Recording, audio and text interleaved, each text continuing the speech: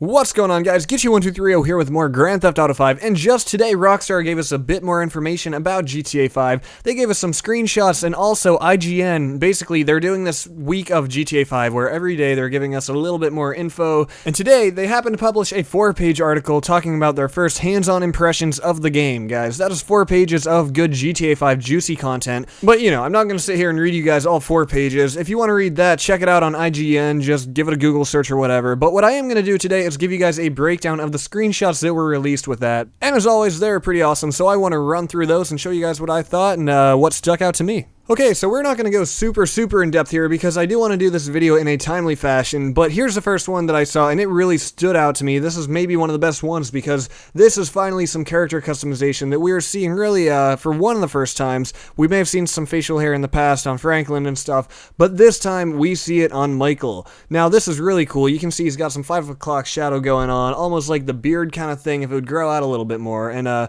you know, personally I'm hoping that we can grow that out a few more inches and give him a beard. That would be awesome, but I don't know if we'll be able to go to that extent. Also, you can see on his weapon there, he's got a nice silencer on the tip of his gun there, so it looks like this is some weapon customization going on as well.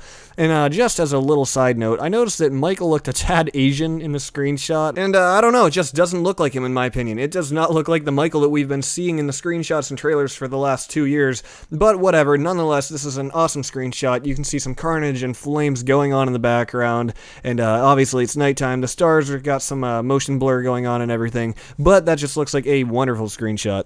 And moving on to the second one here, this is just as good as the first. This is awesome. Why? Because we see Franklin in a standoff with the police wearing a clown mask. Now, this is really cool, guys. If you don't know anything about the masks here, basically my understanding of it is if you commit a crime with a mask on, that's going to help conceal your identity. And then if you take on if you take off the mask while you're on the run, or if you put on a mask while you're on the run, that can help you lose 1 wanted star. So, you know, obviously if you have 5 wanted stars and you put on a mask, then you'll be down to 4, which is still, you know, pretty good challenge. You're not going to get away easily with 4 wanted stars, but it's just more of a way for us to really interact with the police and the game as a whole, and it's just going to be a really cool new experience. So this is just one of the masks. I assume that we're going to have a lot more available. You know, we've seen the monkey mask. I think there might be a pig mask and just a whole bunch of other ones. So this is really cool. The shine on the cars, the graphics here look really good. The reflections are awesome, and also the bullet trails going through the air. I like how you can see where it's coming from.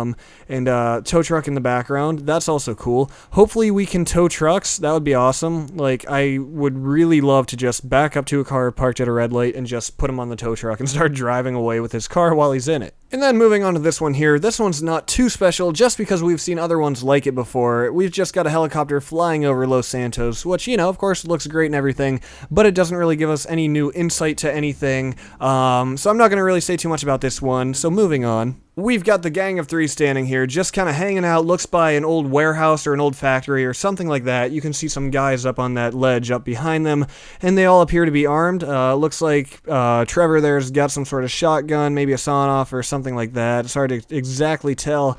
And Franklin's carrying some heavy machinery or heavy weaponry as well. And then Michael's just got a handgun in front there. So, you know, Michael's looking suave. Trevor's wearing, I guess, basically his usual, nothing too nice. And Franklin, if you ask me, Franklin looks pretty badass back there. He's got the shades and the all black. So this could be before a heist that they're going to, or just a meeting with somebody. Who knows? But this looks like some cool scenery. You know, I can't wait to climb up that ladder in the background and just kind of explore and see what's going on and what's in the area. Up next, we've got a pretty interesting one. We've got another scuba diving underwater with a submarine. So in this one, you can't really see anything around them. You can't see any of the ocean floor or any sunken boats or anything. So the focus on this one is purely on the characters, and the only scenery actually is these bubbles. And they look pretty good if you ask me. Nice little graphical effects on those. Of course, if you're going to be scuba diving, you need bubbles, and clearly they're there. So that's good, realistic. You know, they're doing everything right so far. But as you can see, we've got Trevor in the submarine. So that means that this is most likely Michael, but if it's not him, then it is some other character that maybe we haven't seen yet. But, you know, for now I'm going to assume that this is in fact Michael. So you can see that the submarine's got some nice headlights on top so that we can see when we're exploring underwater at night. And, you know, even during the day, if you've ever learned anything about underwater exploration in real life, the ocean gets very dark the deeper you go. You don't have to go very deep for it to quickly get dark, so it looks like this submarine is laid out for everything that we're going to need to explore. Moving on, here here we can see Trevor looking like a badass, wielding his weapon of choice, and the first thing I notice about this one is, he kind of matches the explosion going on in the background, so this kind of really pulled this screenshot together. I don't know, maybe I'm weird noticing those things, but I just kind of like that it's almost like a color theme. He matches the explosion going on behind him, so this is pretty cool. We can't really tell what's exploding, but being that that is a car door shooting off behind his head that looks to be a car, I think that would be a logical assumption, and I think that you can see a mountain in the background there, so this is probably out near the Blaine County area where some carnage is going on, and looking at his shirt even, you can see the texture on that. Look near the bottom, right above the bottom border, you can see almost a checkerboard pattern, kind of like little squares, so there's really a close attention to detail to the textures and everything on here, and it's really pretty impressive. Even the veins on his arms, I mean, Trevor looks to be a pretty vascular guy, and there's just some really cool attention to detail, from every hair on his balding head to the wrinkles on his weathered face. This is some really cool stuff here. And then right here we can see a car chase going on. This is a rainy night, and the first thing I noticed in this one was that the reflection of the headlights on the road really looked good here. You know,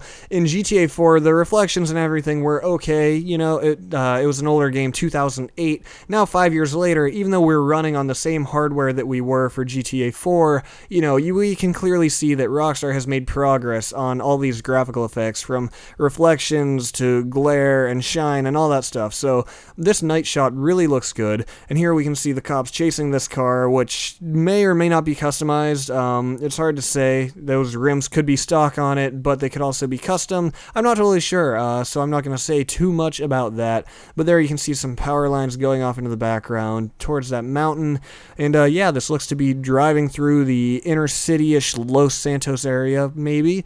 So yeah. And then right here, we've got what looks to be Franklin and Lamar hanging out at some car shop. This could be just one of their private garages, or this could be like a Los Santos Customs. It's hard to exactly tell, but you know, you can see some rims hanging on the walls there and some tires off to the left. So this is some sort of car shop. Now, the car that is in the shot here, I'm not totally sure on this one either. This one's kind of weird looking. It's kind of hard to tell from behind as well. The logo on it looks very similar to the Chevrolet logo, but as we all know, it is illegal to take a real-life logo and put it in a video game, so if you could see that close up, that would be a little different than the Chevy logo.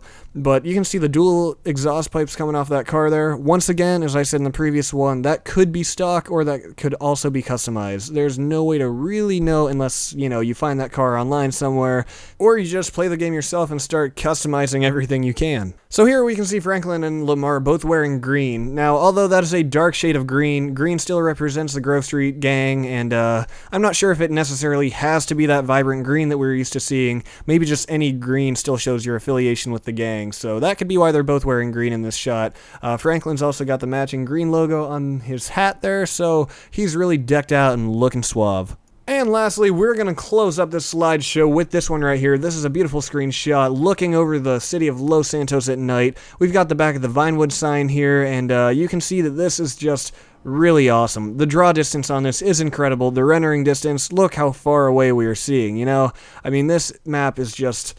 I'm still not totally wrapping my head around how huge this is, because as you guys may or may not know, we've seen the map shape so far, and we've also, you know, we found out how big Los Santos is in relation to the rest of the map, in relation to the rest of Blaine County.